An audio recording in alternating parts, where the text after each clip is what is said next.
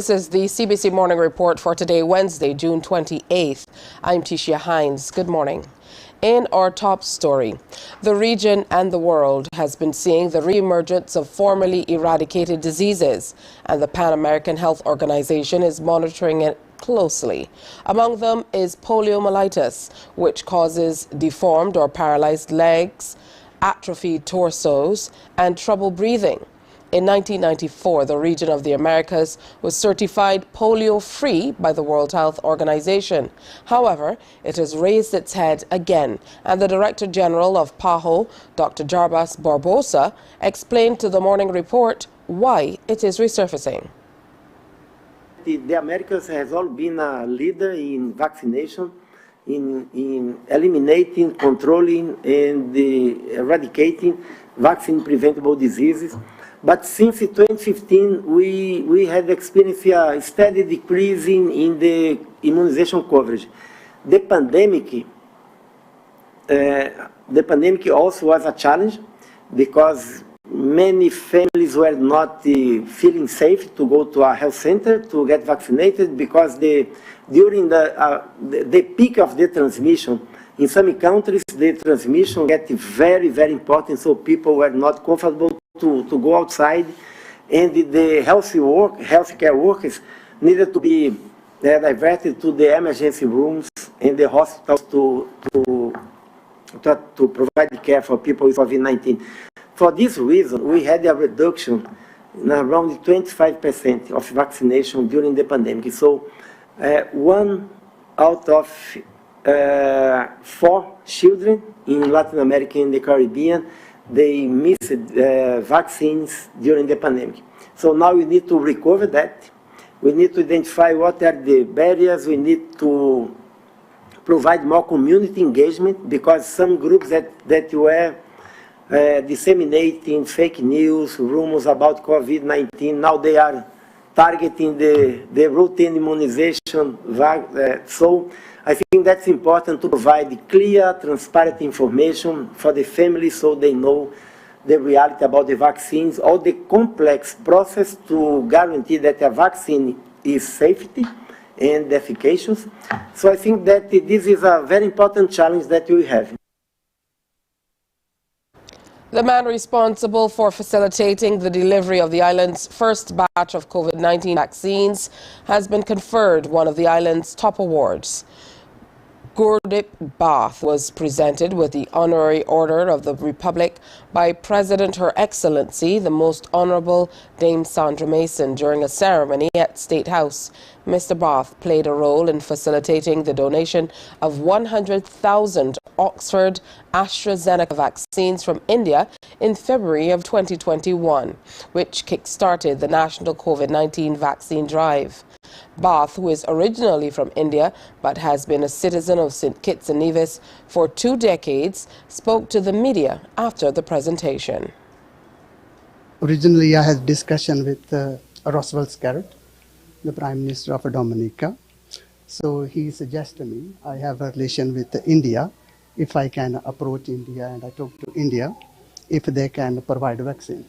At that time, vaccine was like gold dust.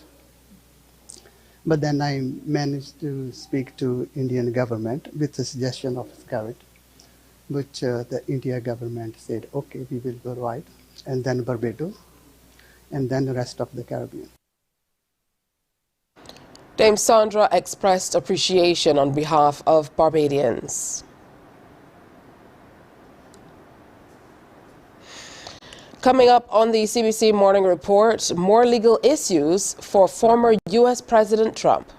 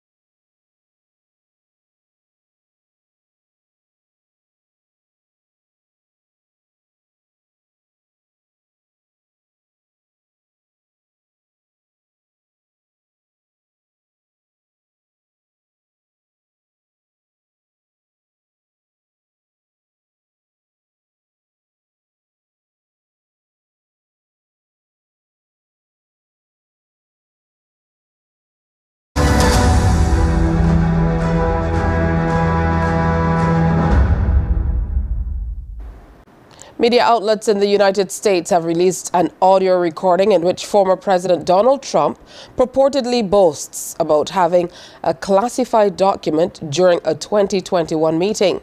In the nearly 2-minute recording, first aired by CNN, Mr. Trump admitted he did not declassify it before his departure from office.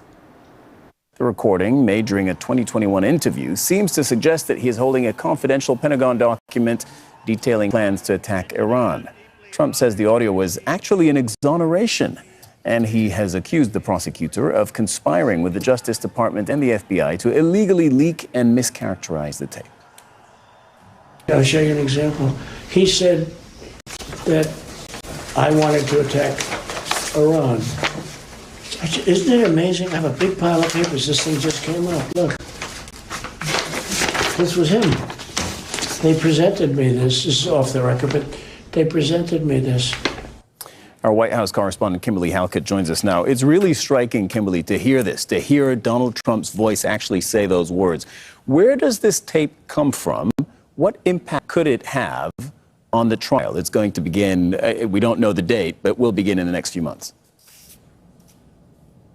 Yeah, that trial expected to take place at the end of the summer, but there is a request to push it to the end of the year. So that is still kind of a question mark. But with regard to the tape and how it could impact the case, some calling it a bombshell because it really suggests that and seems to contradict the president's claims that he did not have any classified documents at the time of that interview.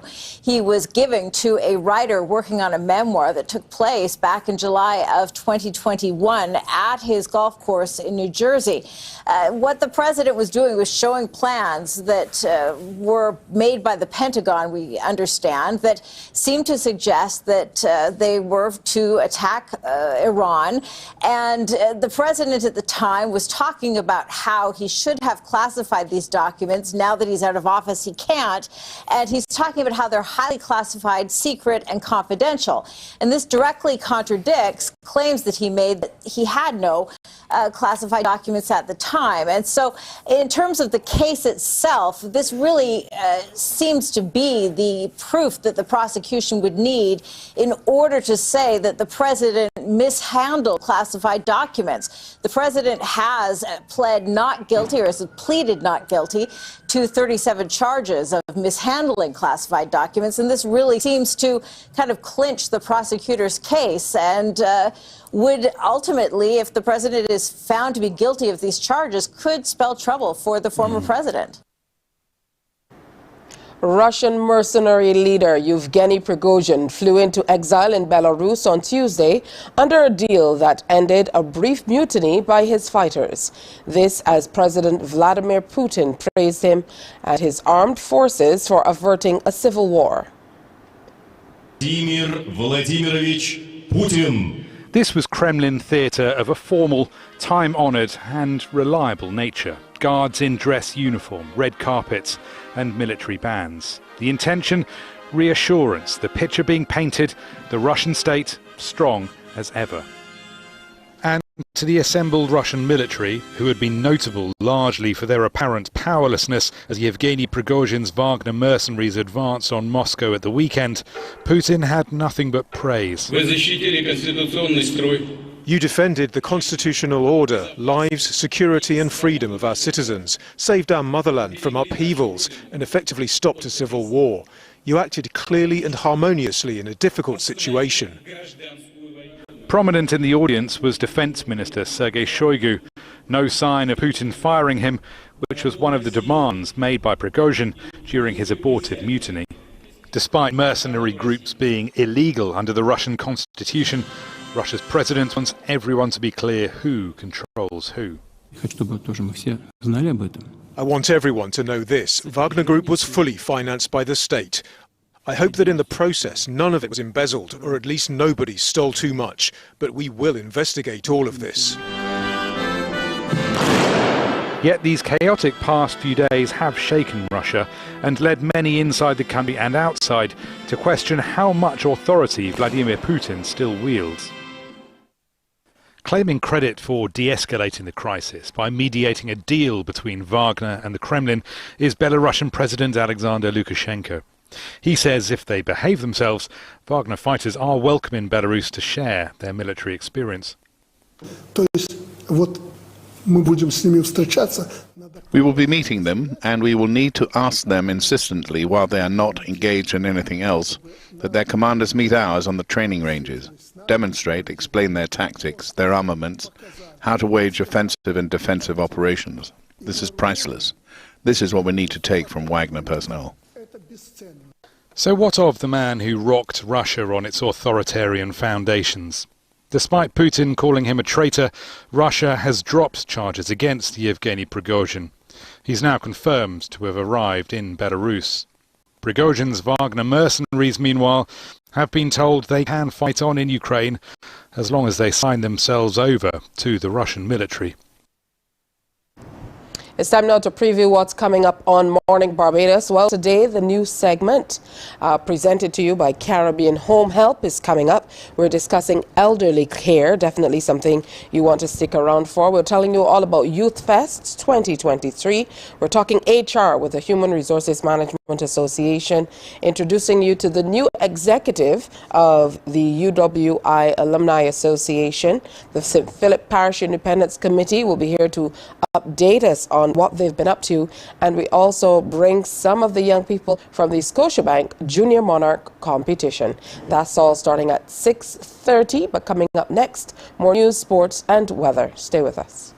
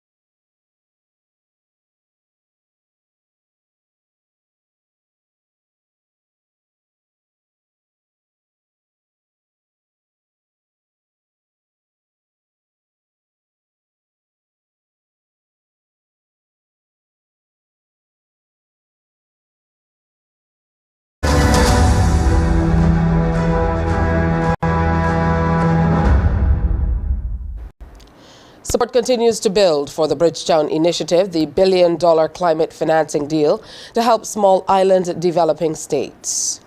The latest to back the plan, conceptualized by Prime Minister Mia Amor-Motley, is the Global Center on Adaptation, an international organization based in the Netherlands. That group acts as a solutions broker to accelerate action and support for climate adaptation. The group has lauded the move by Prime Minister Motley, likening the initiative to the landmark Bretton Woods deal made 80 years ago. The Bretton Woods Agreement refers to the two entities, the International Monetary Fund and the expanded World Bank Group created in 1944 at a conference of world leaders held in Bretton Woods, New Hampshire, in the United States. Barbados Ambassador to the United States and the OAS, His Excellency Noel Lynch, has been following developments with the Bridgetown Initiative, and he believes it needs to be top priority for all overseas missions. This is the first time that the United States and Canada have co-sponsored such a resolution, or any resolution being tabled by a small developing country in the OAS. But in addition to that, this is the first time, and the U.S. ambassador said this in his remarks at the General Assembly, that they've never attached their name to anything with climate change in it. And therefore, if you can get the United States and Canada to sign on to a resolution of that kind, enhance, right, access to enhanced climate finance, it means it really makes a difference for all of us. Now, the next move, according to Ambassador Lynch, is for the repurposing of international financial institutions to support the Bridgetown initiative. What needs to happen, though, next is that the operatives coming out of that resolution, we must ensure that they are followed through on. And for example, our constituency lead in most of the IFIs is Canada. The people that can really make the difference in terms of repurposing the IFIs is the United States. And they have agreed, their governments have agreed that this is a good initiative and that it should go on. And therefore, I can't tell you much more. I think that says it all. That the United States and Canada would want to join a resolution put forward by Barbados at the OAS General Assembly is historic in itself. The Queen Elizabeth Hospital is refuting what it calls baseless allegations, suggesting a higher than usual number of dialysis patients have met their demise in the recent days. The message making the rounds on social media indicates their deaths have been caused by a number of non-working dialysis machines. In a statement, the hospital said the acute kidney unit, also known as the dialysis unit, caters to 66 patients and with end-stage renal disease requiring life-saving treatment 6 per week. It explained the unit has 24 working dialysis machines, 22 of which are in use daily, while the other 2 are backup machines and are ready for immediate use should the need arise. According to the release, there has been no need for the backup machines to be used in recent times, as there have been 0 machine failures. Additionally, it says for the month of June, laboratory tests show no evidence of contamination within that department. Management has also confirmed that for 2023, all scheduled regular and deep cleaning has been executed in full and on time. Now, tempers flared in the Bahamian Parliament over the country's unemployment rate. The government side was boasting of a decrease. Eyewitness News reports. The governing side boasts about a 0.7% decrease. Our unemployment rate is now lower than the previous administration's best pre-Dorian and pre-COVID years. And we are now setting records for the number of tourist arrivals coming in each month. This year, we will welcome over 8 million visitors to our shores. This is the story of a country that has shaken off the worst of multiple crises and is finally headed in the right direction. But the opposition begs to differ. So the unemployment force, the amount of persons who are employed is actually less than the amount of persons who were employed in 2017. We ought to be debating, why is it that you have less people employed today than you had back in 2019 and you had back in 2017? The figures contradict the words of Central Bank Governor John Roll, who last month said that the unemployment rate is projected to be higher than pre-pandemic levels. However, Prime Minister and Minister of Finance Philip Davis labels the opposition's stance as disingenuous. So if you want to interpret what the Department of Statistics has said, that's your view. But what I'm saying to you is that the unemployment rate, right? It's you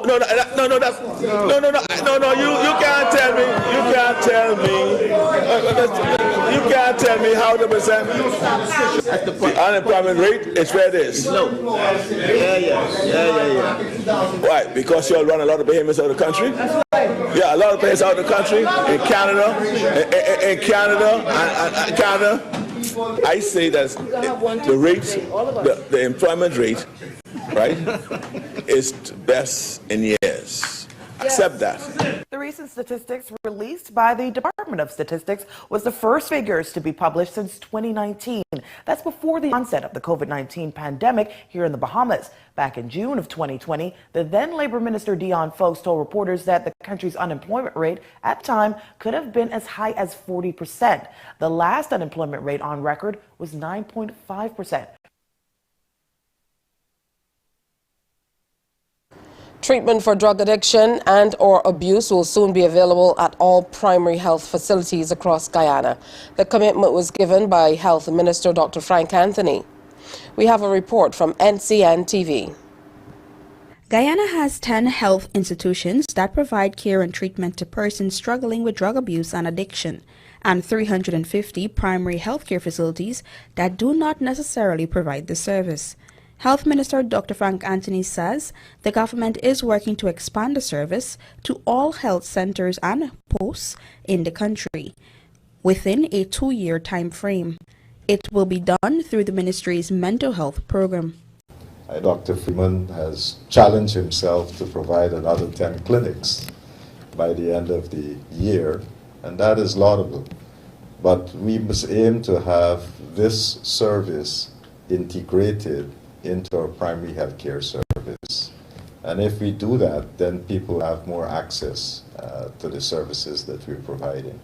Dr. Anthony adds that comprehensive training will be provided to health practitioners, so the necessary human resource is available to sustain the approach.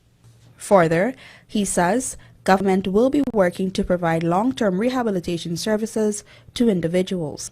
This service is really, really needed for the persons who are out there. They cannot cope, I would say, with the demand that is out there. And so one of the things that we've been talking about in the ministry is to set up a more long-term rehabilitation program. And if it requires people to be institutionalized temporarily, then that is what we have to do. The ministry will also be accelerating its substance abuse program in schools. Minister Anthony says his ministry is in talks with the Ministry of Education to add the program to the curriculum in an effort to prevent the likelihood of youths using drugs. Further field movement has been detected underground at a shuttered gold mine in South Africa's Free State, where at least 31 miners working illegally died in a suspected gas explosion in May, raising a slim possibility that there were survivors. At least 31 people are thought to have died, but the exact number of people who were in the mine at the time is still unclear. Officials say there's a slim possibility that some have survived. Family Miller sent this report from near the site of the mine. Worried family members as well as the media are being kept away from the mine shaft where this incident took place more than a month ago. And it's only come to light now after some family members reported the incident and that they had missing family members, but reported that to authorities in neighboring Lesotho. The mining that these people are doing is illegal. They're not employed by any of the mines, and they're accessing mine shafts that have essentially been closed or sealed up. And this is to try and retrieve whatever gold there might be in those shafts. So once that incident was reported to authorities in Lesotho, it was then reported to South African authorities. And the government here, along with the owners of the mine, Harmony Gold, are now working on a plan to try and retrieve at least 31 bodies. But South Africa's Minister of Mineral Resources has said that based on what they suspect to be some sort of movement of both people and methane gas underground could indicate there may be more bodies there. But they don't have a solid plan in place given the presence of that methane gas as well as the safety and logistical concerns. I'm going to move out of shot to give you a better idea of what it looks like. There is a shaft, a ventilation shaft just behind that mound of rocks in the distance, and again we're being kept away because of the presence of methane gas, and you can see that along with heat now and then rising from that shaft. There's a small security team there trying to keep people away. But it really is a very difficult situation for both the owners of the mine as well as the government because of these safety concerns. There's no infrastructure in place. There's no way to get people down into that shaft and certainly no way to get those bodies up. Harmony Gold has so far said that there are tunnels underground that may connect some of these shafts, and they're considering perhaps sending people down through an alternative shaft. Now, other illegal miners have offered to go down and try and retrieve those bodies. The government has refused that offer saying it is not safe and it's not something that they can consider. So it's been more than a month that those bodies have been underground, and there seems to be no clear idea of what happens next as family members and other miners wait for word from the government. Barbados women's hockey team registered their first win of the 2023 Central American and Caribbean Games with a 3-2 result in their opening Pool B match versus Bermuda yesterday. Scoring for Barbados were Nakira Downs in the 3rd and 34th minutes and captain Ayana Wilson in the 52nd.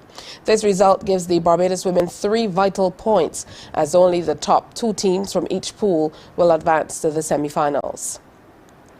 In swimming, Adara Stoddard qualified for the final of the women's 200-meter breaststroke, advancing from the heats with the 8th fastest time of 2 minutes 43.98 seconds. Meanwhile, Luis Sebastian Weeks qualified the B final of the men's 50-meter breaststroke after finishing 11th overall from the heats in 29.38 seconds. In shooting in the men's 10-meter air pistol, Dave Seal and Marwin Bino missed qualification to the final as they finished 12th and 24th respectively in the first round. And in surfing, Kai St. George didn't make it to the men's longboard final as he was 3rd in his round 2 heat. The Independent Commission for Equity in Cricket says racism, sexism, classism and elitism are widespread in English and Welsh cricket. The damning report released on Tuesday looked into recreational and professional cricket, and the evidence gathered came from more than 4,000 respondents. Tuesday saw England's players preparing to face Australia in what could be a pivotal second Ashes test at Lord's. Meanwhile, the game's bosses were taking in the findings of a report that could have an even bigger impact on English cricket going forward. A 2-year investigation has found that black, Asian and female cricketers still suffered from deep-rooted discrimination at all levels of the sport. The England and Wales Cricket Board said this was the moment to reset cricket in the wake of the hard-hitting findings. A statement echoed by the England captain. To the people involved in the game who have been made to feel unwelcome or unaccepted in the past, I'm deeply sorry to hear of your experiences. Cricket is a game that needs to celebrate diversity on all fronts, because without diversity, this game would not be where it is at today. The ECB commissioned the report following the response to the Black Lives Matter movement in 2020. Back then, England players took the knee alongside the West Indies to show their support for the BLM campaign. 3 years on, the investigation found a lot more needed to be done if cricket was to become truly inclusive. The 2-year investigation heard from 4,000 people. Of those questioned, 87% of Muslim players said they'd experienced some form of racism. The report also found that women were regularly subjected to sexism and were often marginalised. The game overall was dominated by the elites, including private schools, and cricket's drinking culture served to exclude Muslim players and often led to bad behaviour towards female cricketers. One of the players did ask, would I bomb them?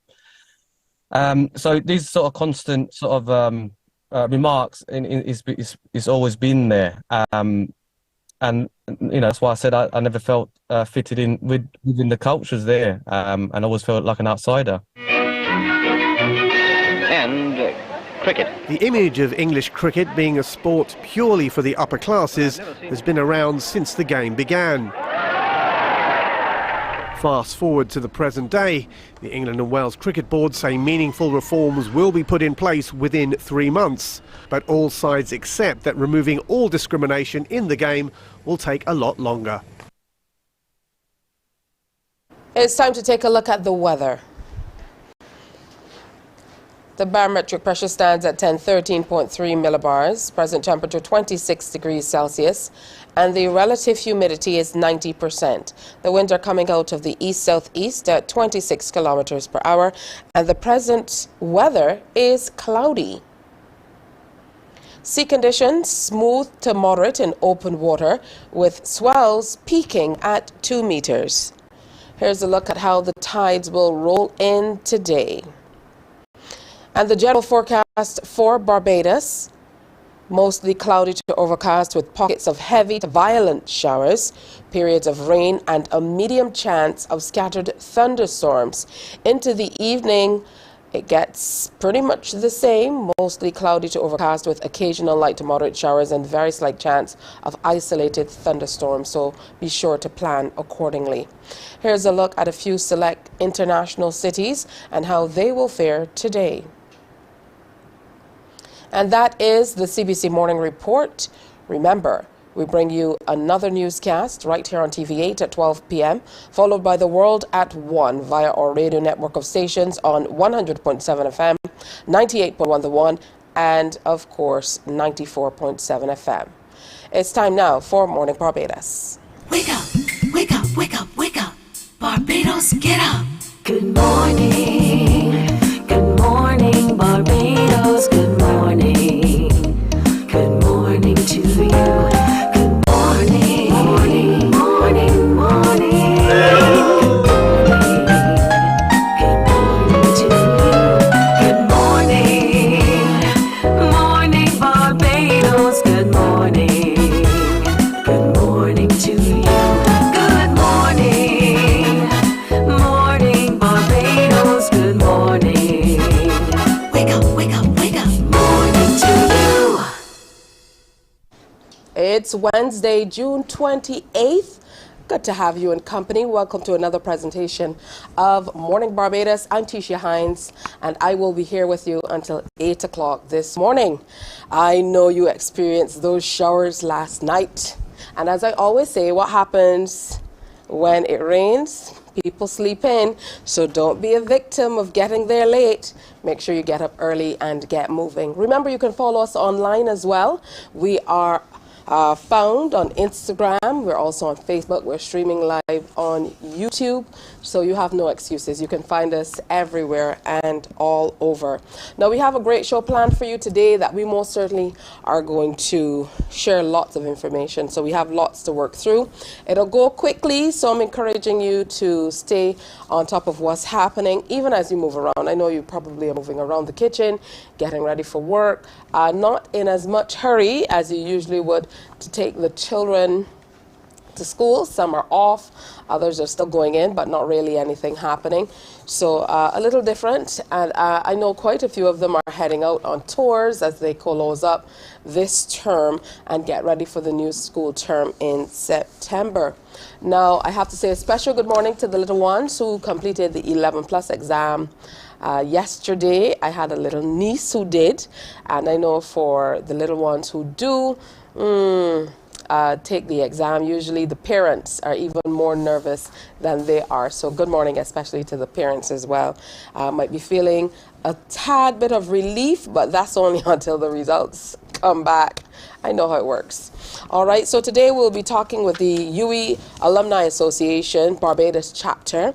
Maxine McLean, the president of that association, will be here along with Solomon Hunt, the public relations officer, and they're here to invite us to the new chapter, the new association, and of course this is a new executive, and they're talking about their plans and activities, and they're on a membership drive as well. So if you went to the University of the West Indies, this is something for you. Also, the St. Philip Parish Independence Committee, they're going to be coming through.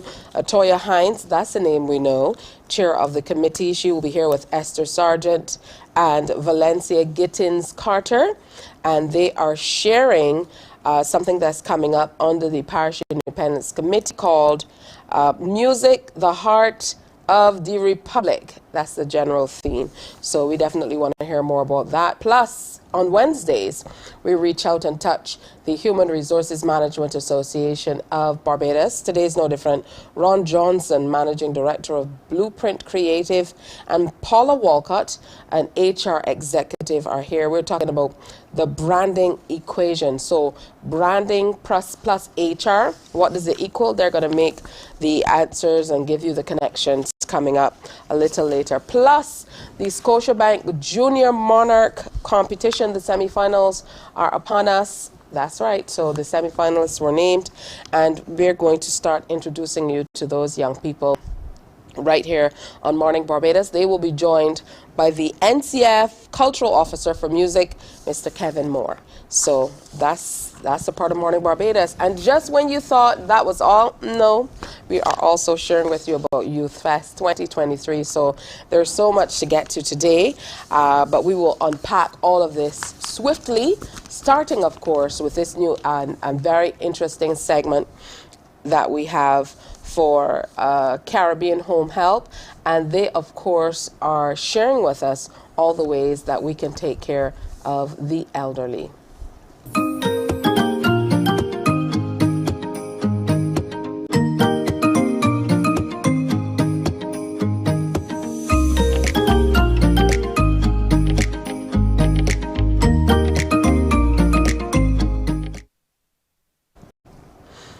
We have to say a special good morning to Paul Marshall, founder and CEO of Caribbean Home Help. He's brought along Shakem Odol, who is maintenance manager, and they're here to talk to us this morning all about the wonderful work they're doing. Good morning, gentlemen, and welcome. Good morning. Good morning, Barbados. Good to have you with us. Now, we've been receiving so many calls based on the discussions that we've had. It's so very interesting how this resonates with so many people all across the island as we talk about taking care of the elderly. So before we get into it, Paul, I'd love for you to set the tone by telling us exactly what you do for anybody who's just tuning in for the very first time and they might not be sure the services that you offer. Let's talk about Caribbean Home Help. Yes, Caribbean Home Help really is a company that is designed to provide care for not only the elderly but anyone who's ill. We look at it from a very holistic point of view, providing not only nursing care but we provide in-home care, which includes housekeeping, maintenance, transportation, you name it. We really look at it from a holistic standpoint. We introduced recently our doctors and also our ambulance service. So there's a number of things that we try to provide to make sure that that particular person is taken care of, and our focus really is to make sure that they feel comfortable at home, because all of this is done within the home. So we are quite pleased with the direction of where we're going and how people have been resonated with what we do. So we are going to continue to look at how we can improve day by day. And you mentioned quite a number of things, but they all work in tandem. That's and they correct. truly are all interconnected and interrelated when we think about care generally. I mean, sometimes we forget that, you know, very simple things like mobility, you know, limited mobility can truly limit what you used to do as regular, or what people would call regular everyday tasks, just like maintenance. And I know that's why you brought Ms. Odell along today to talk a little bit more about you know, to go in depth into what you offer, because this too is very important. Yes, you're aging. Maybe you used to go outside. If we talk in Bajan parlance, you'd go outside and pull some weeds from around the house, or you know, you might have your own weed whacker, your own lawnmower.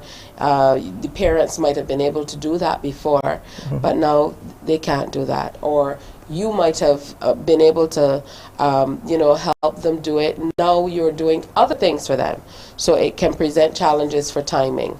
So let's get into how people can get in contact with you to be able to capitalize on the services that you offer. Yes, so we do have a contact center. Their role is to understand what your needs are. It's not just medical, it can be, as you said, in the home maintenance. They can be contacted at 629-4251. But you can also go to our website, which is CaribbeanHomeHelp.com. And there is a feature there that you can speak to our agents through our website.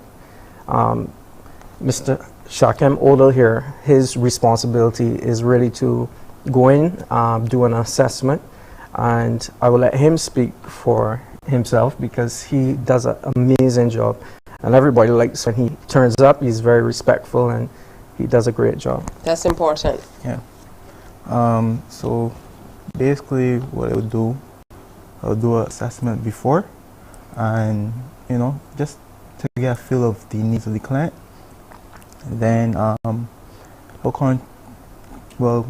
arrange a team that we will be able to deal with the issue, and then after that I will do another assessment to make sure that the client is happy.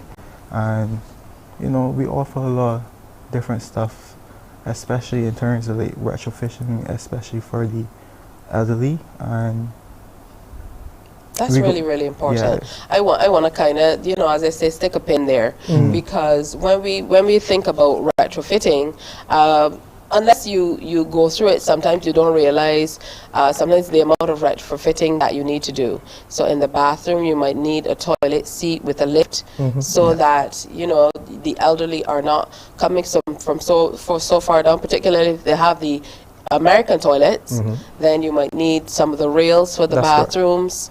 You might need rails if you have little step ups or steps down in the step downs in the house, and some of the other areas that you don't even think about until then. You have an aging population.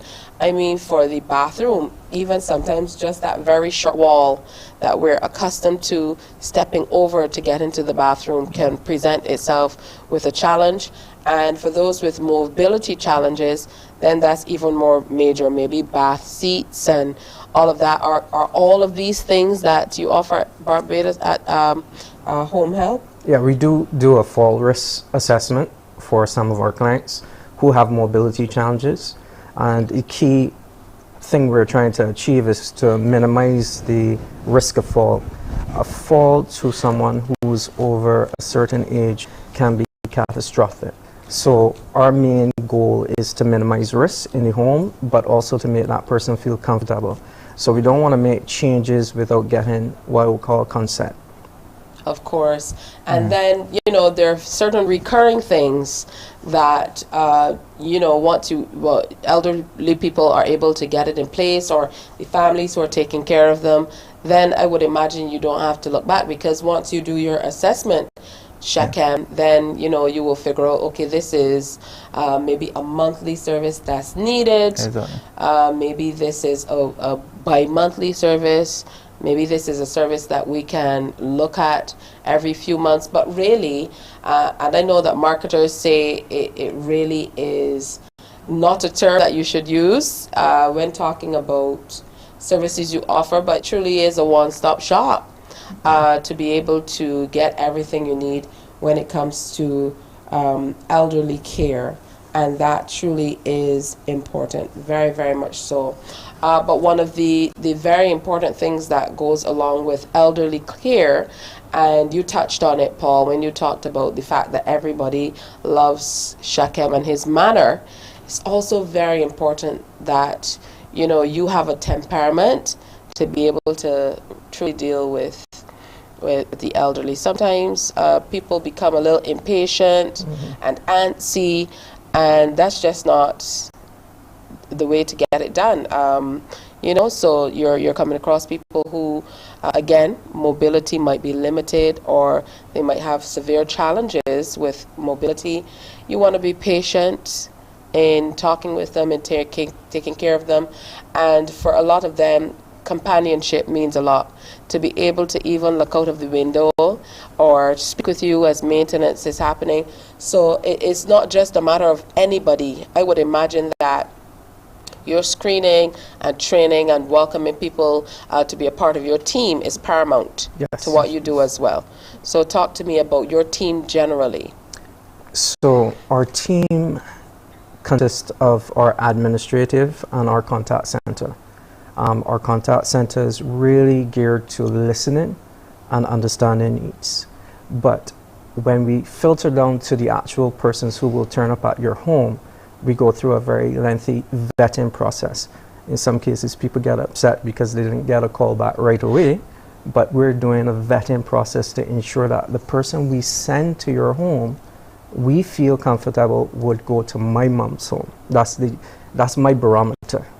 And once I feel that I'm comfortable that the person that's coming to your home is going to not only do a good job, but also make you feel comfortable. I'm going to be happy and you're going to be happy.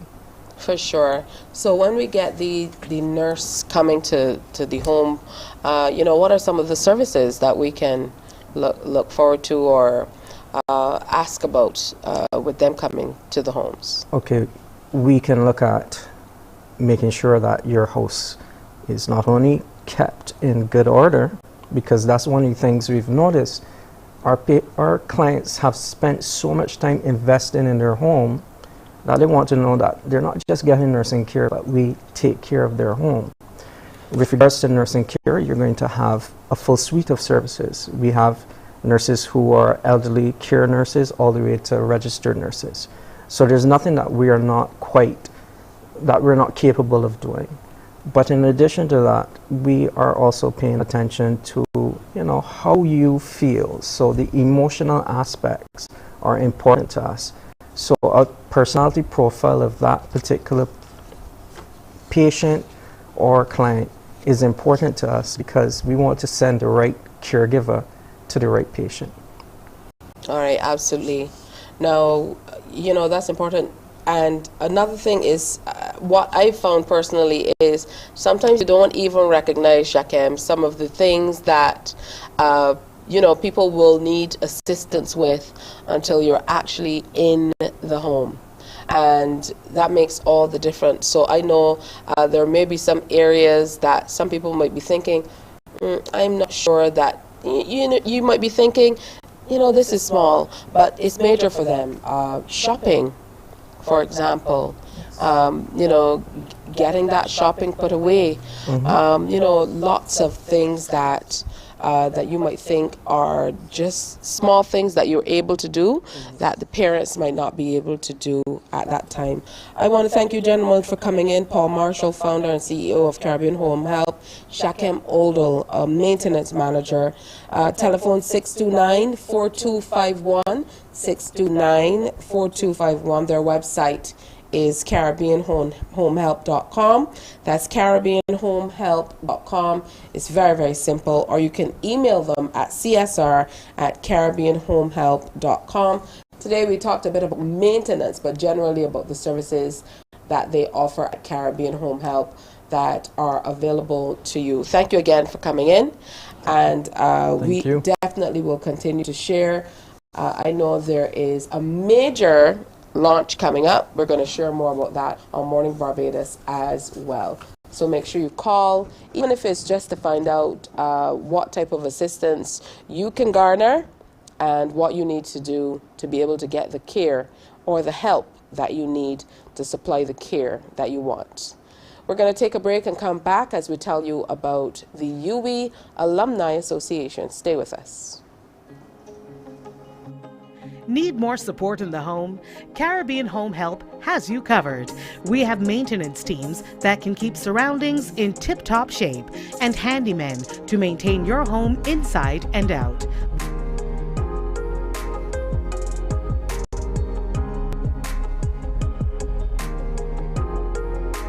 We can fix it, move it, or repair it. We are here to help. The Caribbean Home Help family provides the safety, comfort, and professionalism to those persons in need.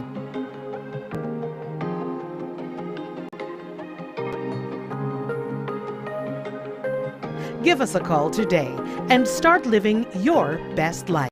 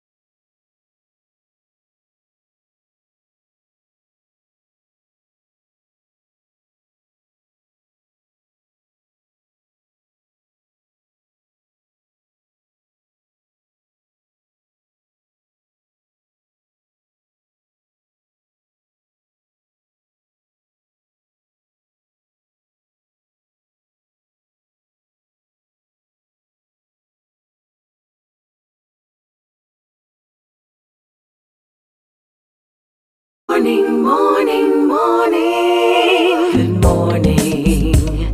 Good morning to you. Welcome back. Good morning. Welcome to another presentation of Morning Barbados. So we have a wonderful interview coming up. I know I'm going to enjoy this one. The UB Alumni Association Barbados chapter.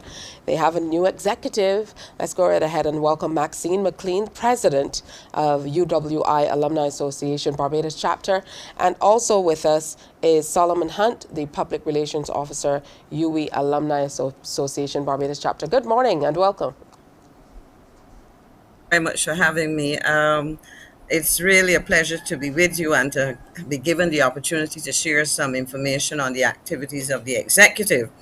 But I think I must begin by first offering sincere condolences to Angelita Lady Sandiford and family, as you know, on the passing of our fourth Prime Minister. He was, of course, a distinguished alumnus, having gone to the Monarch campus as a Barbados scholar. And after he left public office, he also served as a professorial fellow at the Sir Arthur Lewis Institute of Social and Economic Studies, as we know in Dialysis. With me this morning, as you pointed out, is our Public Relations Officer, Solomon Hunt. And we wanted to take some time to share some information on our current executive. It's made up of what I would call some oldsters like myself. I was president about 20 years ago or 22 years ago. And a couple others like myself who served then, and many young officers. So we do have a very vibrant team, and we are serving at an important time in the history of the university. You would be aware that the university as an institution, a regional institution, is celebrating its 75th anniversary, and the Cave Hill campus is celebrating its 60th anniversary. So we as an executive are very happy to participate in the activities of both the Central University and the Cave Hill campus. And what we want to share, let me just give you quickly the names of our executive. As you indicated, I'm president. Mrs. Jennifer Hinkson is vice president. Mr. Pedro Medford is the treasurer. Miss Melissa Bell is the secretary. Mrs. Siobhan de Mendonça, let me make sure I call her name properly, is our assistant secretary treasurer. Mr. Hunt, as you mentioned, is our PRO. Mr. Dario Welch, past president, and floor members Sandra Grant, Ricardo Harrison, Patricia Braffett Marshall, and Mrs. Roseanne Maxwell, who is our alumni officer on campus, is an ex-officio member. So what we really want to share today is beyond our efforts to increase our membership, we want to talk about some of our fundraising activities. And if Solomon is with us, I would ask him to start by looking at one of two things that we are really focusing on in the immediate future, and that is a raffle. So is Solomon with us? And he can tell us a bit about that. He is indeed with us. Good morning and welcome, Solomon. Good morning. Can you hear me well? Yes, sir. All right, good morning. Our raffle is the first raffle for us, and we are hoping that it turns out well. Already we have had some significant contributions, and I would like to take this opportunity right away to thank some of those persons who have already contributed to the raffle. And those persons were Caribbean Consultant Limited, William Industry Inc., Stokes Car Rental Limited, Got a Fix Inc. Those persons have purchased some tickets already, and the tickets are on sale island-wide, and they are only sold for $5 each. And if you purchase a book, you get a free ticket. The books having 7 tickets, and if you purchase the full book, you get it for $30. We are hoping that this raffle will be a success, and we are depending on the alumni out there to assist us where necessary and come on board. There's some beautiful. Sorry, yes, go ahead, Mr. Hunt. No, continue. Finish what you were saying. Right. There are some excellent prices, and I also want to take this opportunity to thank some of those persons who have contributed to the raffle significantly, and we want to say thanks to Mr. Mayford. We want to thank Mr. Mike Seeley. We want to thank Mr. Noel Hoyt and many others who have also contributed significantly to this raffle. All right. Now, I know that usually when you get into fundraising efforts, it really is to assist in other areas.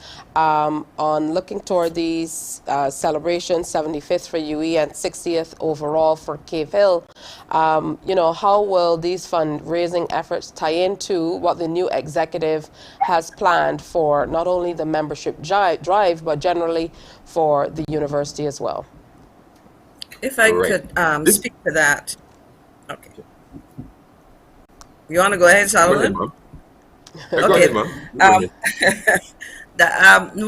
What I was saying is a critical part of what we do is to support our current students. And as you know, over the years, students find themselves sometimes in financial difficulty, and it is often important to assist them. We also offer scholarships.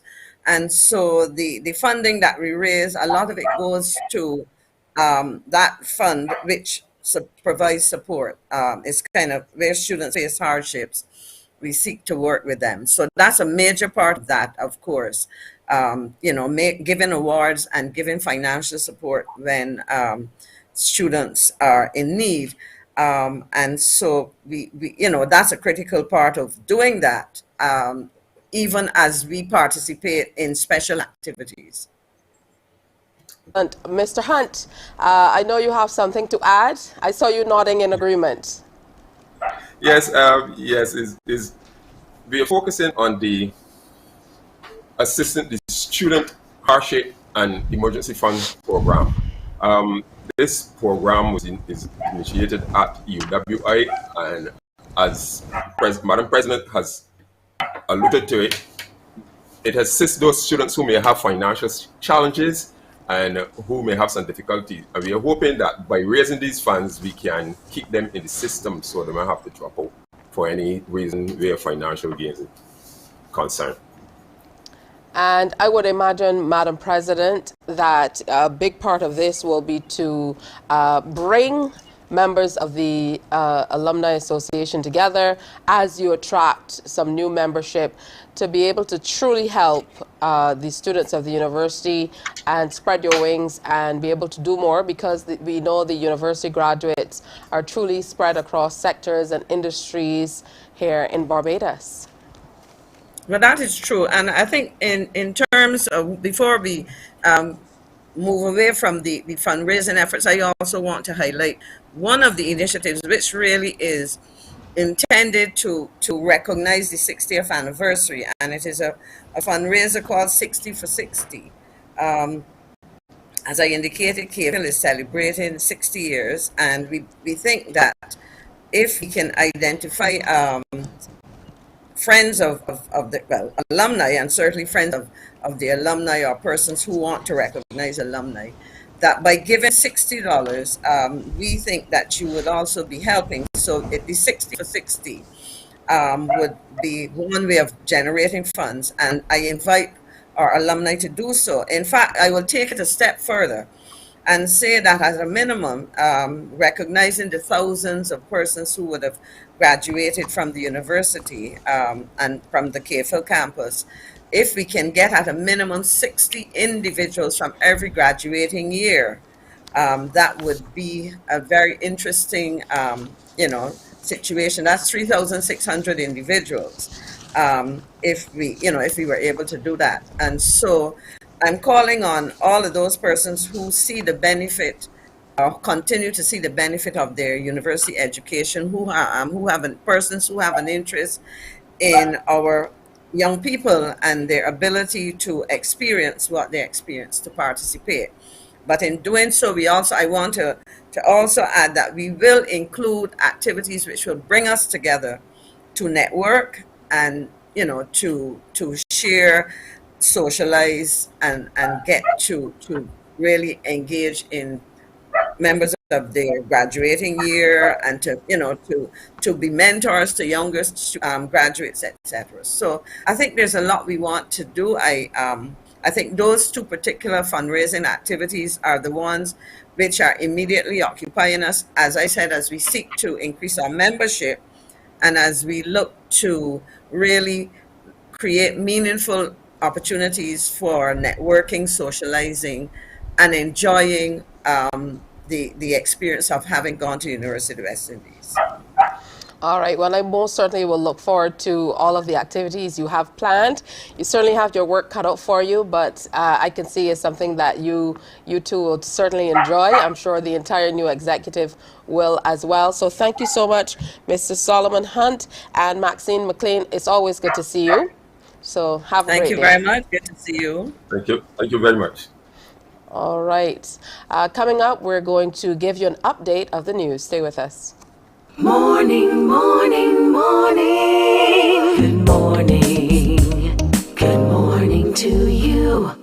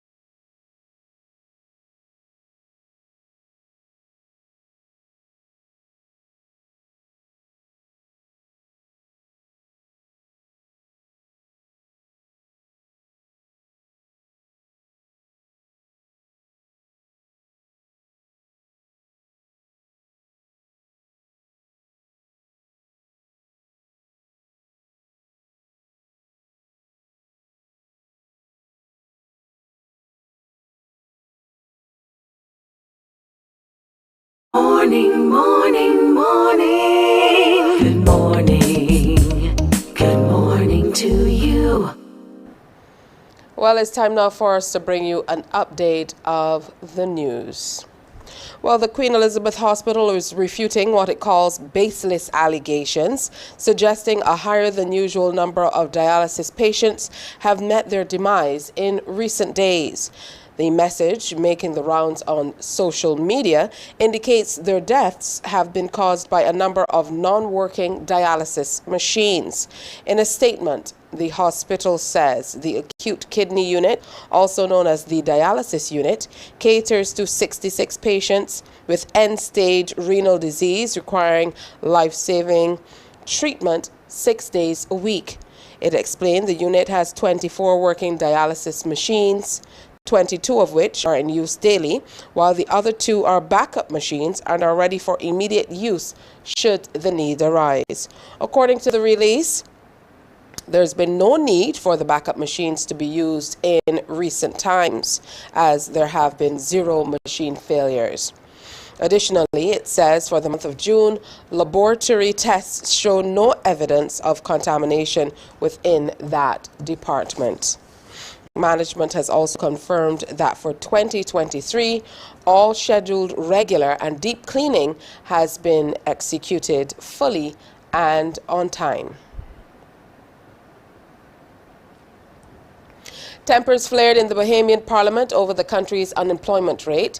The government there says they were boasting an increase, and the other side had another story. Eyewitness News reports. The governing side boasts about a 0.7% decrease. Our unemployment rate is now lower than the previous administration's best pre-Dorian and pre-COVID years. And we are now setting records for the number of tourist arrivals coming in each month. This year, we welcome over 8 million visitors to our shores. This is the story of a country that has shaken off the worst of multiple crises and is finally headed in the right direction. But the opposition begs to differ. So the unemployment force, the amount of persons who are employed is actually less than the amount of persons who were employed in 2017. We ought to be debating why is it that you have less people employed today. Support continues to build for the Bridgetown Initiative, the billion-dollar climate financing deal to help small island developing states, or SIDS. The latest to back the plan, conceptualized by Prime Minister Mia Motley, is the Global Center on Adaptation, an international organization based in the Netherlands. The group acts as a solutions broker to accelerate action and support for climate adaptation. The group has lauded the move by Prime Minister Motley, likening the initiative to the landmark Bretton Woods deal made 80 years ago. That Bretton Woods agreement refers to the two entities, the International Monetary Fund and the expanded World Bank Group, created in 1944 at a conference of world leaders held in Bretton Woods, New Hampshire, in the U.S. Barbados Ambassador to the United States and the OAS, His Excellency Noel Lynch, has been following developments with the Bridgetown Initiative, and he believes it needs to be top priority for all overseas missions. This is the first time that the United States and Canada have co-sponsored such a resolution, or any resolution being tabled by a small developing country in the OAS. But in addition to that, this is the first time, and the U.S. ambassador said this in his remarks at the General Assembly, that they've never attached their name to anything with climate change in it. And therefore, if you can get the United States and Canada to sign on to a resolution of that kind, enhanced, right, access to enhanced climate finance, it means it really makes a difference for all of us. That's our update of news. Our next newscast is Newsday at 12 p.m. on TV8, followed by The World at 1 on our radio services. Morning Barbados continues after this. Morning, morning, morning. Good morning. Good morning to you.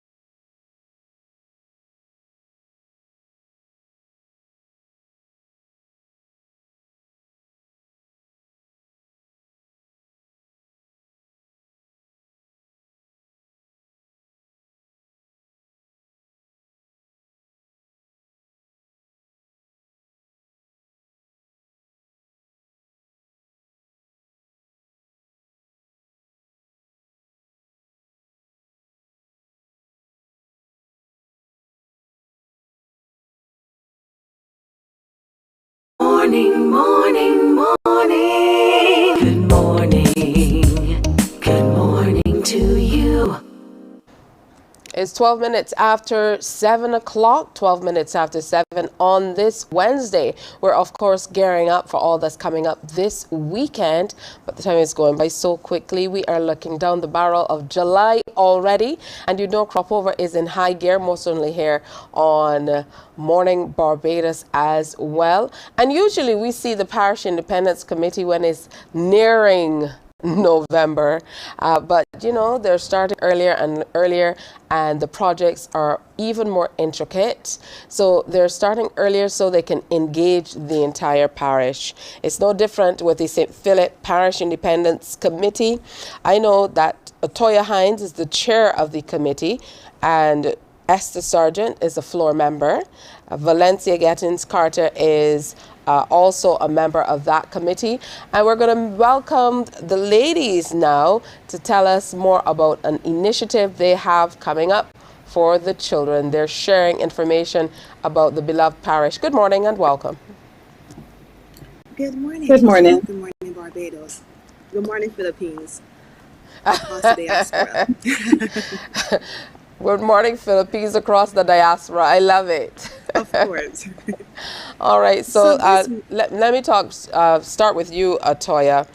Tell me a little bit about this project. I heard that Esther has responsibility for it, but you can set the tone and talk to us about what you're trying to do overall with the project in engaging the children through music and teaching them a little bit of history. Our project for 2023 is called Music, the Heart of the Republic. And what it really is, teacher, you know that we are the Republic of St. Philip before Barbados even became a republic. So that is where that name really stems from. We often actually refer to St. Philip as the Republic of Barbados. So we want to encourage our students and our community that music is indeed our heritage, and especially this is the intangible, this is the National Heritage Month, and we're looking at our intangible heritage. And we're looking at the tuk, we're looking at the landscape, we're looking at the ruckatuk, because we know that back during the enslaved days and our plantation that this would be used to communicate, to send messages. The slaves would use this to send messages to each other. But we want to look at music as an income generating avenue. And the reason for this is that, you know, not everyone can be a doctor, bank manager, lawyer, etc. We want students, we want our juniors to understand, and our young adults, especially as this is the Commonwealth Bureau, that music is, you can be a music teacher, you can be like right plastic bag entrepreneur, like blood, who are known musicians within our parish who have excelled and done well for themselves. So this month, teacher, we would have launched our parish project, Music, the Heart of the Republic, and we are going to take our primary school students on a tour on June 30th to the plantations across our parish. And the reason for this is, like we would have rightfully said, we want to take you back to 1816, where we would have had the Buster Rebellion. But on that Easter Monday, we want to give children that history, as well as we would happy to by joining us. Thank you to the NCF for assisting us with this, as well as the Princess Margaret School, who would have a landscape and a tuck band group coming with us as well, to really show our juniors, that our primary school students, that music, this is our music, this is what we are known for. All right, excellent. That's a lot of stuff going on, lots of moving parts. And the lady who is charged with pulling it all together is Esther Sargent. So Esther, tell me how things are coming together for you. Good morning once again. Everything is coming along quite nicely, and although I might be the person who would have thought of the idea, the whole committee would have come together to help execute this project. So we would have started looking at the children. There are 7 primary schools in St. Philip, and we want none of them to be left out. So we indicated that all 7 primary schools would be going, and a selected number from the principals would have selected numbers in terms of who will be attending. The project, as Atoya has said, is geared at educating persons. And we found that when we did the Night of the Griots, that there was a lot of history and a lot of educating that needed to still be done. So we thought with this, we would be able to help the children to understand where they came from, how important music was back then, and how important it is now. So this is where we would be taking the children to see St. Philip, the best of it, and also incorporate the music, the rook, the tuk, and everything else that comes along with St. Philip. Now let's welcome Valencia Gittins Carter to the discussion. I understand we finally have her on the line, so welcome. Let's talk some timelines, Valencia. I'm wondering if you can jump in and share with us when all of this will occur and how we can be a part of it. Okay, so this will be happening on Friday, June 30th. It's really for the children of the primary schools. Like it was already mentioned, those would be selected by the principal. So it's really not for the public to get involved in that way. It's really for the students to come out and to really appreciate what we are trying to assist them with in terms of learning about their culture. So this is going to be it's not an all-day event. It's going to take place from 9 to 2. We will be climaxing with some refreshments and just a light wind down before they return to school. They will be catered to, of course, and we hope to have no rain on that day and for them to have just a lovely day. Do you live in St. Philip? Of course. And you just said you hope to have no rain? A person can hope. We can hope. We really want it to be nice. When the rest of the parishes are saying, "Oh, it's so parched," we're having rain every day. I mean, we like rain, but we just want it to be perfect for the kids on that day. Yeah, for our children to enjoy. Absolutely. So, Atoya, talk to me about the committee and why you saw it as so important to be able to get into the community at this time. As I mentioned before we started, usually you hear about the Parish Independence Committee around Independence time. Well, we would have recognized, we would have met with the Intangible Heritage Department, Ronnie Right. over at the Ronnie Brown over at the Intangible Heritage Department, and we recognize that together that this is something that we definitely want to highlight. And say at this time, thank you so much for giving us that support. They would have really been instrumental to us in helping us to execute this project. And teacher, you know that school is about to finish. We would have had 11 plus yesterday, and we wanted to reach the children before they go off to summer holiday. We want to reach them as they begin to unwind and really remind them that as for the 4 farms, we're going to go into 5th farms. We want to have them thinking at this critical stage when they're preparing for the next steps, and for the primary school students as they're preparing for the next steps, where to go off to secondary school, going to elevate themselves to the next level in class 4 or in class 3, going to the 3s and the 3s going to 4. We wanted to reach them so that we can discuss that. Coming out of COVID as well, music, we would have done our research, our background research, our on-the-ground research, and we would have heard so many people refer to music being there too when they're feeling stressed, when they're feeling as though they're a bit depressed or they're feeling just depleted. And we recognize that based on our preliminary discussions that music is really the driving force.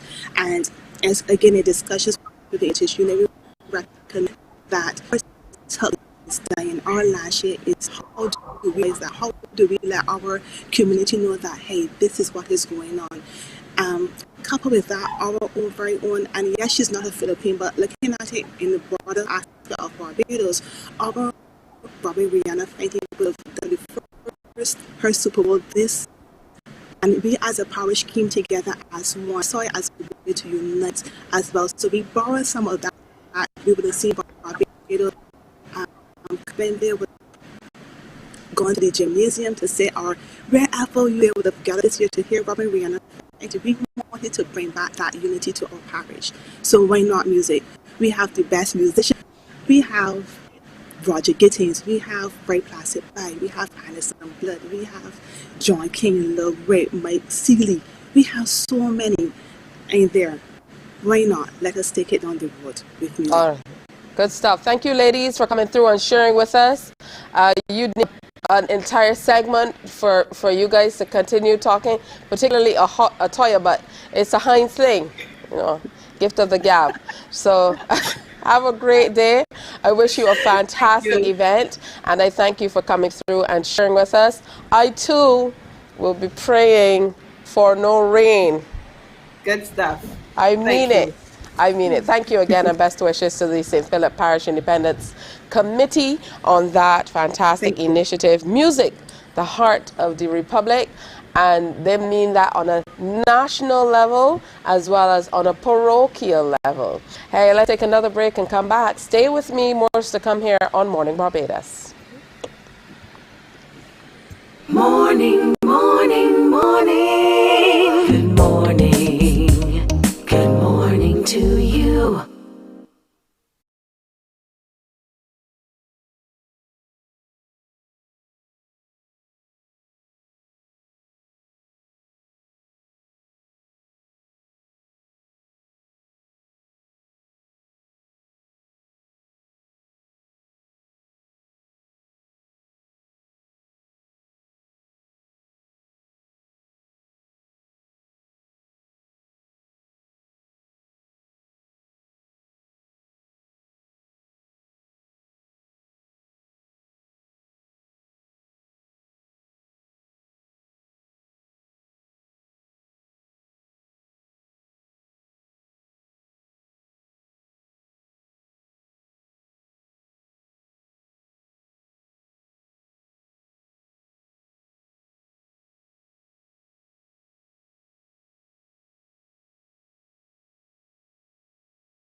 Morning, morning, morning. Good morning. Good morning to you. All right, welcome back to Morning Barbados. It's time for Let's Talk HR with the Human Resources Management Association. Let's welcome Paula Walcott, who is a Human Resources Executive. And also joining us today is Mr. Ron Johnson, Managing Director of Blueprint Creative. And I got a good package from Ron late yesterday, this one. Of course, it is called Tighten Your Shoelaces, How the World's Leading Companies Defend and Grow Their Brands During a Crisis, and How You Can Too. And this is also by Ron Johnson.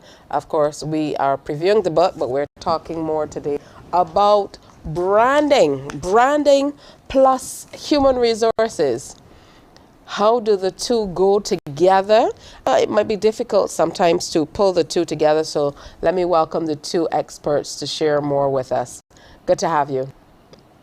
Hey, good morning. Good morning, Tisha. Morning, Barbados. All right. Let me start with you now, Ron. You've been in the industry for 20 plus years. I don't know if I believe it because I'm looking at you and that seems like just a line, but I trust that you have been. You know, so what are some of the major changes you've observed in the industry over the years? And thanks for the book, first of all. So, you know, what are some of those major changes that you've observed in the industry over the years?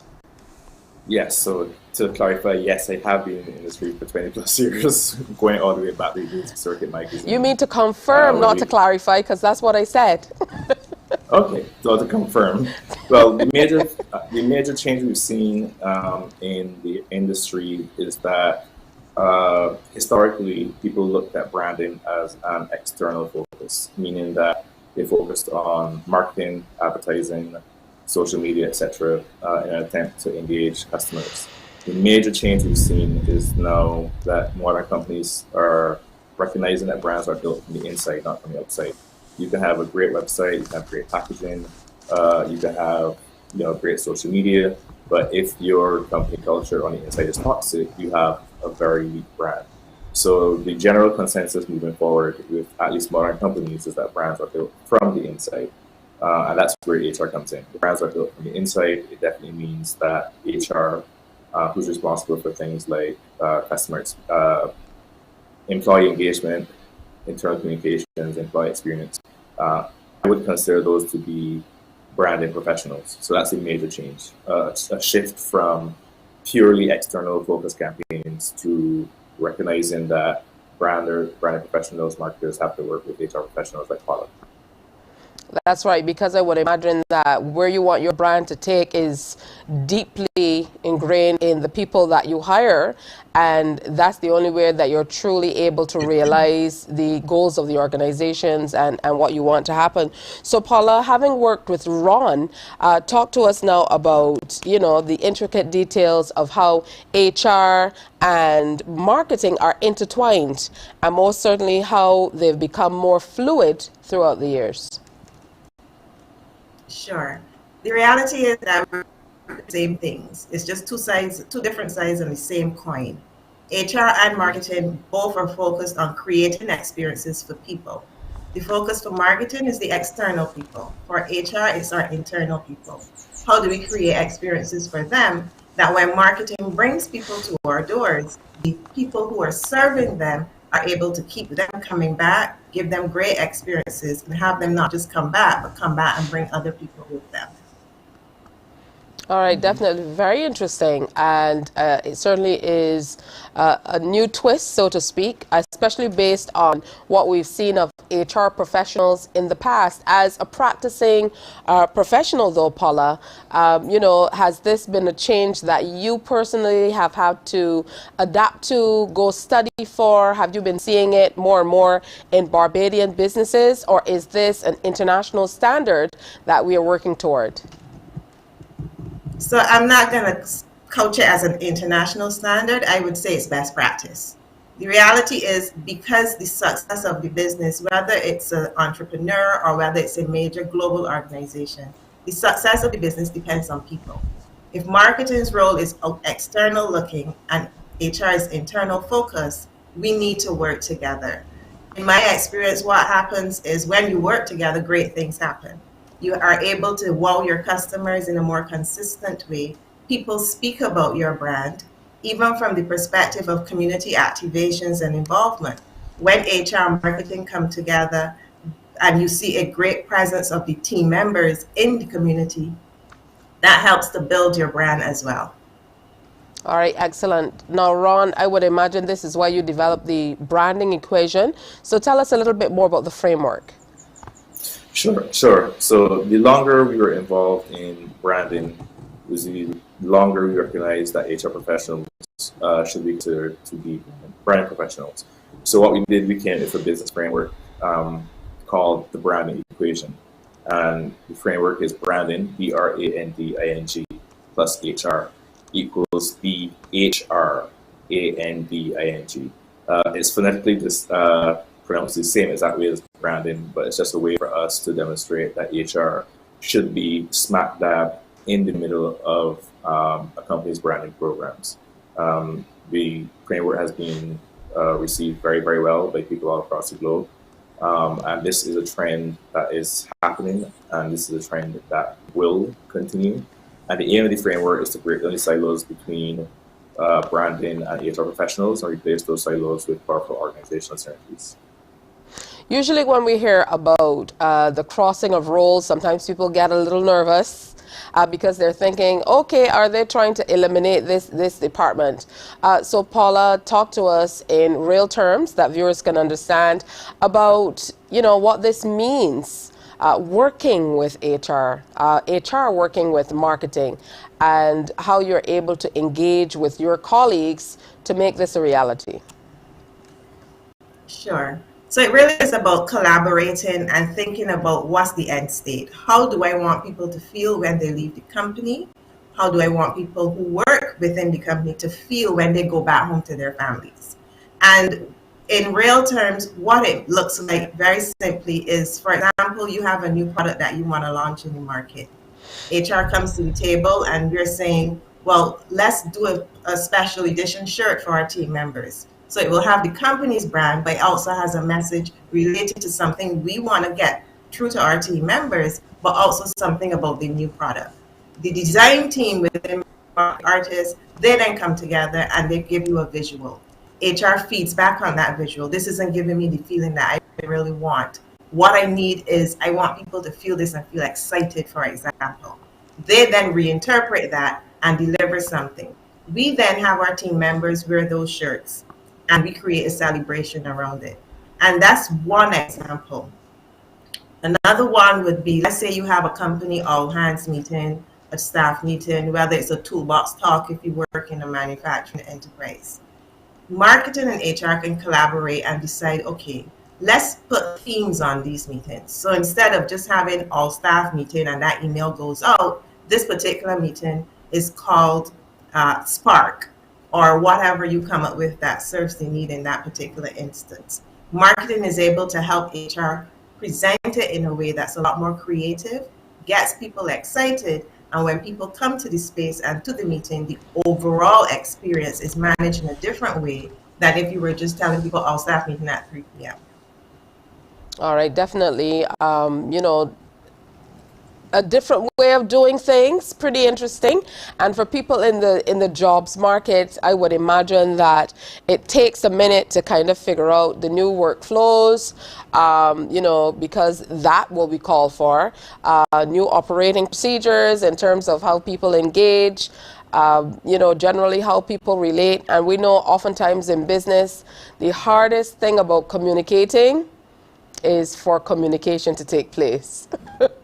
But I know that for you, Ron, you've been doing training on the principles of this branding equation all across the world, sharing more about the framework, and, you know, from all accounts from what you're saying, is been embraced. So why do you think it's being embraced in this way? I think it's being embraced because it's a universal challenge that it's seeking to solve.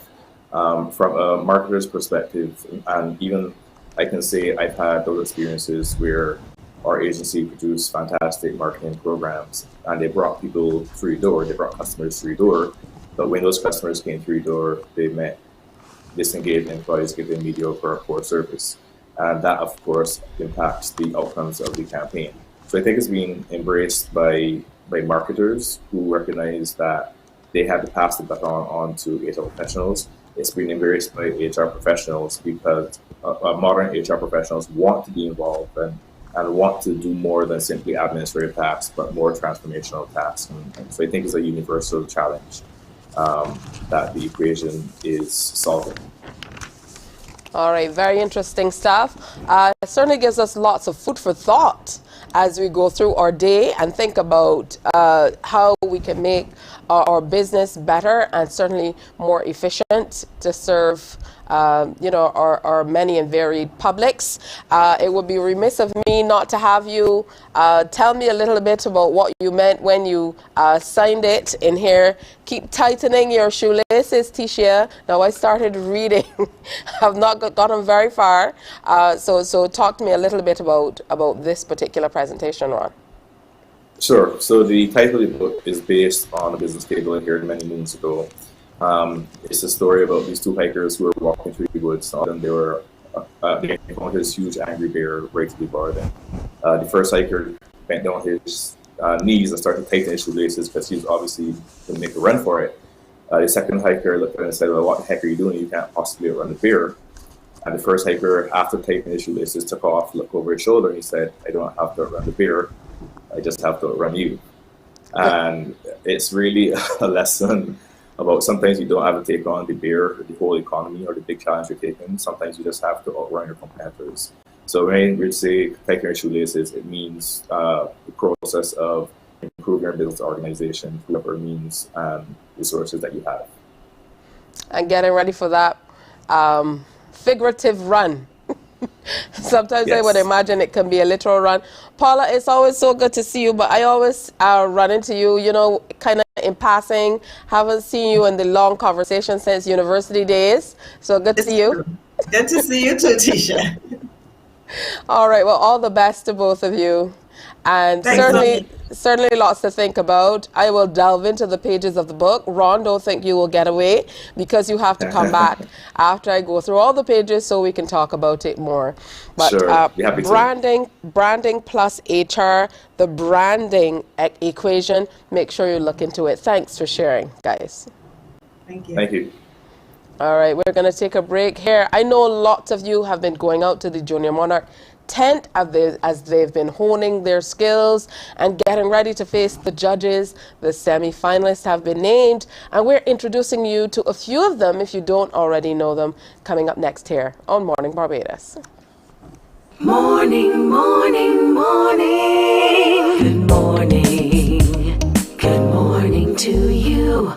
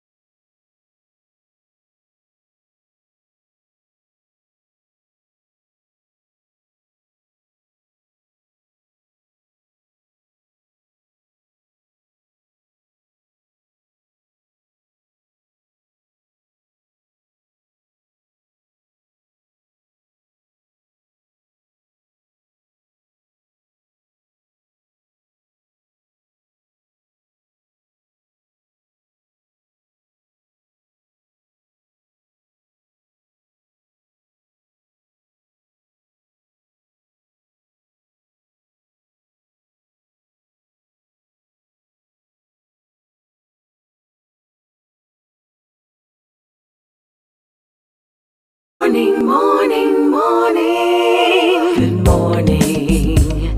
Good morning to you. Welcome back. Another special good morning to those little ones who did the 11 plus yesterday. I know you're breathing a sigh of relief, and a lot of you go home, you get a chance to relax. Sometimes the parents get the little ones together and take them out. I know that most certainly our own tradition at Wills Primary School, we would gather the children together and take them down to the beach, and they would all jump in. So, that's a tradition that continues through the years. A special good morning to the students from St. Stephen's Primary, West Terrace Primary, and most certainly Wills Primary School. Wishing everybody all the best. So we have some young people now who are joining us. They're a part of the Scotiabank Junior Monarch semifinals. Let's welcome Kevin Moore, who's the Cultural Officer for Music Education with the National Cultural Foundation, the hardest working foundation on the island, especially around this time of year. And we also have Kadarius Allen, who is a semi-finalist. Renisha Stewart, I believe Rashad Applewaite is with us as well. So good morning, guys. Welcome. Good morning. Good morning. It's so good to have all of you with us. Look at these gorgeous faces. All right, now, Kevin, how has the tent been going? We've been hearing the rave reviews. The tent has been going fairly well. We had 2 tents for the contestants to prepare for Junior Monarch. In between their preparations with mentors and their own support teams, their parents, schools, whatever the case may be. We had tents, we had mentorship sessions, and we had some mentorship sessions between the first and second tent. That we saw marked improvement in some of the performers. We have another mentorship session that was supposed to be yesterday, but due to the weather, we had to shift it, so that will now be tomorrow in preparation for the semifinals. So the tents have been going well. The audience enjoyed it. The students and contestants performed their hearts out, and it's going great, man. Wonderful. Kadarius, I'm going to start with you. Tell me about your song and how your performances have been going.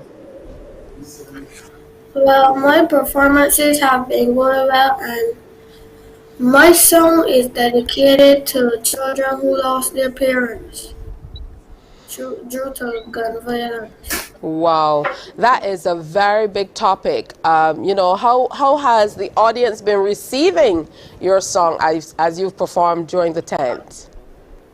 Yeah, received it good. All right, that certainly sounds good to me too. Now for you, Rashad, talk to me about your song and how you've been getting better each time you perform at tent. I would say, I'm improving a little bit. Still got more work to come, but, improving a little bit. But my song is mainly about me and my vision to let people know that even though you're visually impaired, you can still, jump just like anybody else. It's true, and I know that you came and you performed for us here on Morning Barbados, so we got a first-hand look at, at what you can do, and we absolutely love your song. Say hi to Mom for me. I know she is lurking in the background. All right, let me say, I can hear her laughing there. All right, we also have to say good morning to you, Ranisha. Tell me how you've been preparing for the big semifinal show. Are you a little more nervous about facing the judges? Because I know when you're doing 10, you're just performing. But now it's time to face the judges. So are you feeling a little different, a little nervous maybe?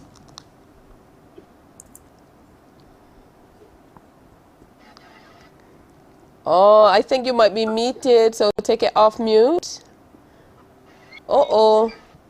All right, so while she gets it together there, Kevin, from Yes, your please. perspective, talk to me about how impactful it has been for them to be able to get this experience they need. And I know it is a well-rounded experience as well. They have mentors, as mentioned, so they're getting that tutelage they really need to really get everything as it should be to present to the judges.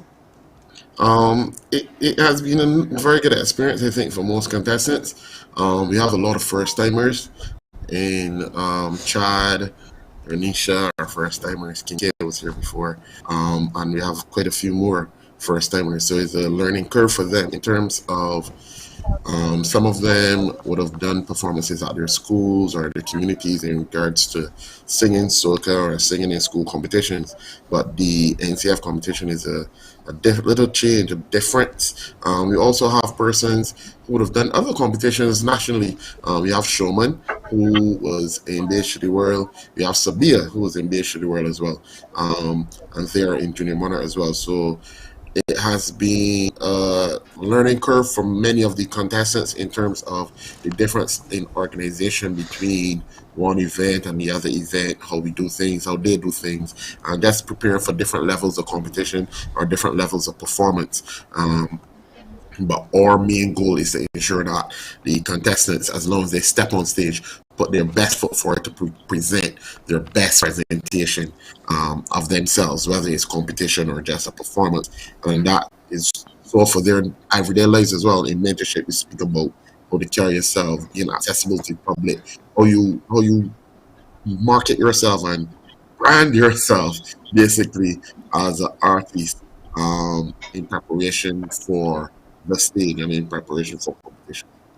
Let's talk to Ranisha now. I hope your mic is now working for us. Talk to me about how you're preparing for the big stage when you face the judges. Well, I am a little nervous, but I know that I have to do my performance bigger and better. Yeah, I believe it, because you came dressed for the occasion this morning. I'm feeling, looking good, as is the case with all of you. I know you mentioned that a few of the semi-finalists were part of other competitions, namely Showman, who did in fact come second in Beige to the World, and of course our little young one who made it, very well. She did very well in the competition as well. So, that experience they should be able to build on. But Kincaid, I know you also performed at Beige to the World semifinals, and you wowed everybody in Dover on that occasion. So you guys definitely have been getting some great experience. Now talk to us about the semis and how we can be a part of it, Kevin. Okay, all right. So the semifinals are on Sunday, July 2nd. They occur at the LESC, Lord Earth and Sanford Center. They begin at 6 p.m. So Sunday, July 2nd, 6 p.m. LESC. Tickets are absolutely free, and they will be readily available to the public if any couple of days. Once they are available, the NCF would put out information on all our socials, as well as media blasts through the radio, TV, newspapers, everything. Those tickets you can receive tickets from the NCF office in West Terrace, St. James, or Queen's Park Gallery location. And there will also be other locations across the island that once we confirm that they will be sharing out the tickets for us, then that information will be put in the blast as well for the information in regards to where you can get your tickets. All right, thank you so much, Rashad, for coming on. Thank you as well to you, Kincaid, Kadarius, Allen, and thank you to the beautiful Renisha Stewart. You guys are looking really great on stage. I'm really excited to see what you will bring to the big stage at the LASC coming up this weekend. So best wishes to all of you. Thank you. Thank you. And I'm sure your popularity has started to soar as well. You're welcome, Kincaid. Are they so precious? Make sure you get your tickets in the early, because trust me, space won't be unlimited. And usually this is one of the events that is heavily subscribed. We're going to take another break and continue with more about the youth when we tell you about Youth Fest 2023. That is next. Morning, morning, morning. Good morning. Good morning to you.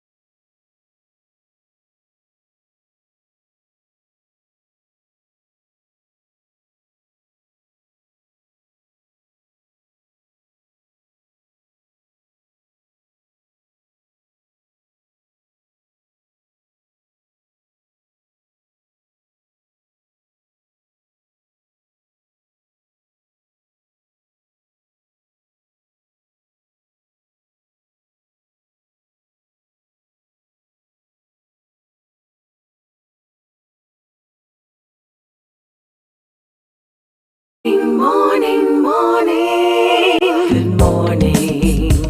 Good morning to you. All right, Youth Fest Wholesome Wednesday, that's what it's called. And of course, there's something coming up at the Sanctuary Empowerment Center. We have a few people to introduce to you who are talking about how they will be involved with Youth Fest 2023. Now, this first lady is leapfrogging across segments, but you know her well. Dr. Denise Charles was an educator, academic, author, life and relationship coach. She is going to be a part of the big presentation, as well as Denise Nichols. She's an entrepreneur. The Denises have taken over this morning. Good morning, ladies. Welcome. Good morning, Tisha. How are you? I'm doing well. Great to see both of you. One Denise, the one at the top, I've not seen in maybe a few years. The other Denise, always good to see you. Yes. All right. So let's talk, Dr. Charles. Like my crew in the back, I will call one Dr. Charles with your permission and the other Denise. That's okay. Okay, great. So Dr. Charles, tell us about your involvement with Youth Fest. Okay, good morning, Tisha, and good morning, Barbados. And first, let me say thank you to the organizers, the organizing committee, for asking both myself and my husband to be a part of this evening's proceedings, Wholesome Wednesday, when the focus is on looking at family and relationships. And, you know, we have a vested interest, Tisha, in helping people to navigate their relationships, including youth, because youth are people too. Actually, youth play a pivotal role, a critical role in the future of our nation. And we think that this is critical relationship education information that they need to interface with.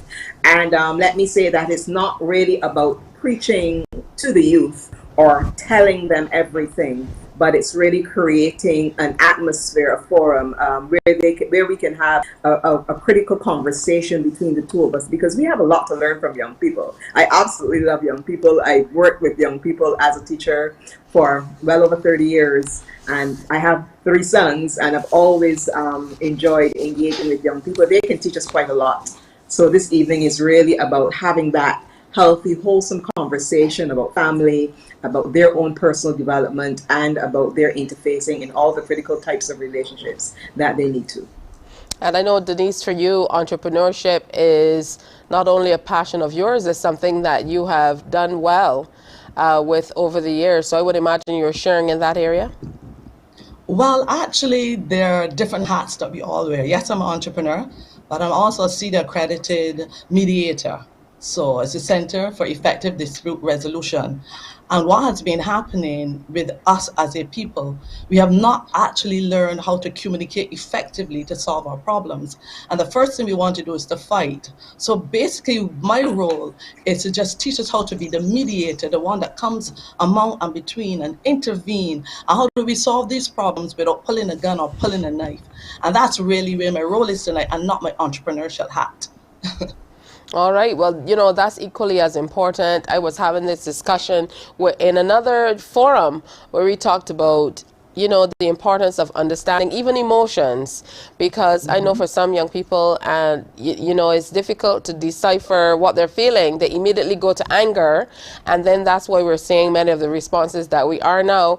Whereas for people of my generation, maybe older generations, we have things like Sesame Street, so they will tell you, this is happy, this is sad, and as crazy as it sounds, those things really help to guide your reaction to something. So you wouldn't, what we would figuratively refer to as killing an ant with a hammer, you know, you would kind of gauge your reaction based on your feelings and understanding what your feelings are about. So let's delve in, Dr.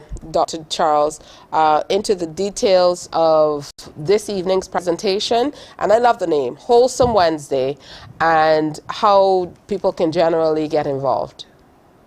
Well, obviously we're targeting youth, so we want to invite youth to come, but we also are targeting everyone. Really, it's for the young and the youthful at heart, because at the end of the day, all of the information that is being shared is going to be valuable for you if you're a parent. It's going to be valuable for you as a young person, but obviously we want to have young people in the space because we want to hear from the youth.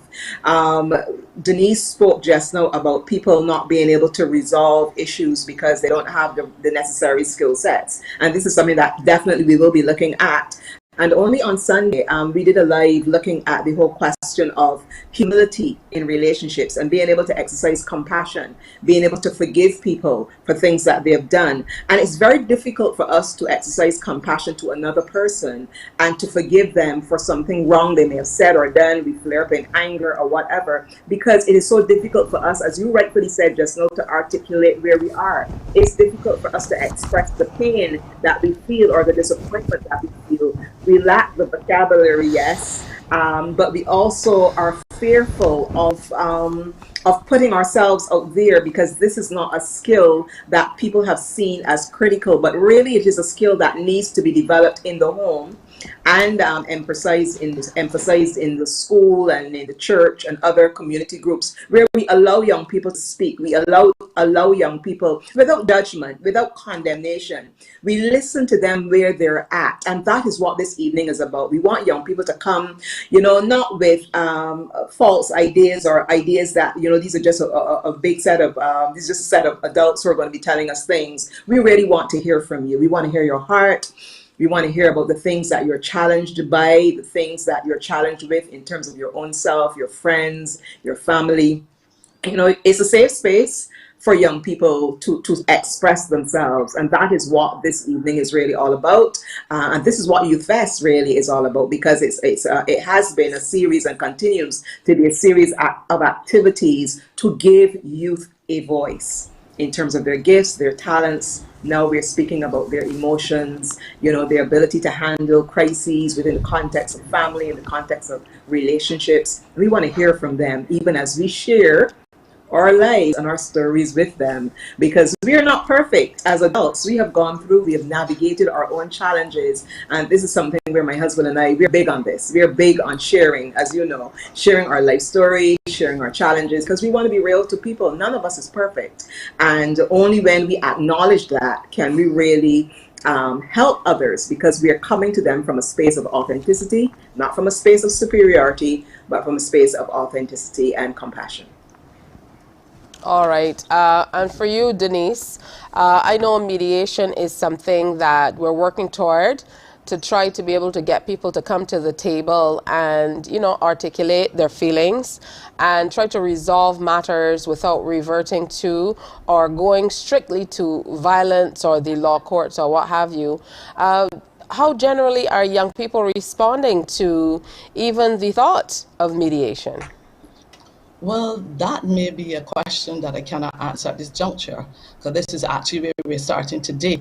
And the whole aspect of Youth Fest with the Money Monday and the Talent Tuesday and the Wholesome Wednesday, when this was birthed, when the Lord said to me, Wholesome Wednesday, it pretty much was to look at holistically at the entire youth and not just see them as, oh, they're trouble, they just need to be put in a corner or they need to be silent. How do we listen to their voice? So this evening would be real talk. And how do we now navigate this difficulty that we're going through? Because life has its many challenges, but we have the ability to solve our problems. Once we own the problem, we can own the solution. And that's where mediation comes in, because we come among and between, and we cause you, the individual, to see where you have commonalities, where things work together. You see, but okay, we're not that dissimilar, and we can solve this issue if we sit down calmly, realistically, look at the issue and own the problem, because it takes two to tango, and then own the solution. So it's really just pulling that out from the individual, and that's what we want to do this evening. We want to have real talk. We want to let our hair down, literally, figuratively, however, you know, let it down. So we're really here this evening to listen to the youth and not talk at, but talk with and talk to. And that's the purpose for Youth Fest this evening. Continue with the other activities that are following, the glory days that will follow tomorrow and on into Saturday. So yes. All right, so thank you, ladies. Dr. Denise Charles and Denise Nichols, I think it's going to be a fantastic session that's much needed. So for the Wholesome Wednesday presentation today at Sanctuary Empowerment Center, encouraging young people to come out, but indeed people across the board. So thank you, ladies, and best wishes. Thank you, Tisha. Have a great day. And you. And we most certainly will continue to share more about Youth Fest. So coming up tomorrow on Morning Barbados, of course, we have still lots planned for you. It's going to be a fantastic day with us as we share, if I can find the list. I don't know, I put it somewhere or the other. You know how it goes. I have a bunch of papers, but tomorrow coming up on Morning Barbados, we're going to continue to tell you all about the youth and share a lot of very fantastic things that you will want to be a part of. Now, personally, a message from me. I saw a post yesterday online that, you know, set me in a mood that I often don't like to be in. I would like to take this opportunity to extend my condolences to Peter Boyce, who is, I consider, a personal friend of mine. His wife, Deborah, his oldest son, Ramon, who lost his son yesterday. So my condolences to you on losing your son, Rico. And just know that you all are in our hearts. And that's where we end the show today. Most certainly, it's as good a time as any for us to log on to Youth Fest as we continue to embrace and show love for our youth. That's it for Morning Barbados for today. Continue to enjoy your day and be sure to come on back and join us tomorrow. Have a good one. Wake up, wake up, wake up, wake up. Barbados, get up. Good morning.